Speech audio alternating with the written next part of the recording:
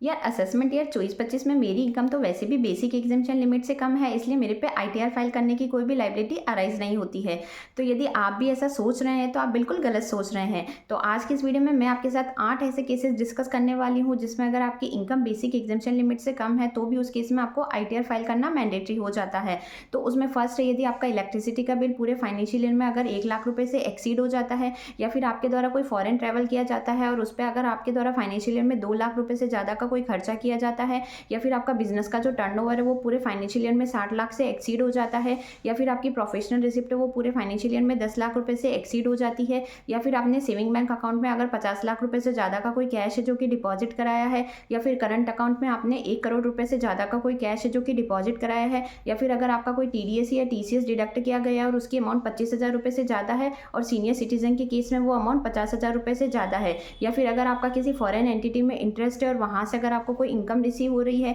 तो इस 8 केसेस में अगर आपकी इनकम बेसिक एग्जाम्पशन लिमिट से कम है तो भी आपको आईटीआर फाइल करना मैंडेटरी हो जाता है। तो अब गवर्नमेंट ने आपकी जो ये डेट है उसको 31 दिसंबर 2024 से इंक्रीज करके 15 जनवरी 2025 कर दी है। तो अब आप अपनी बी रिलेटेड आईटीआर 15 जनवरी 2025 तक फाइल कर सकते हैं। Thank you.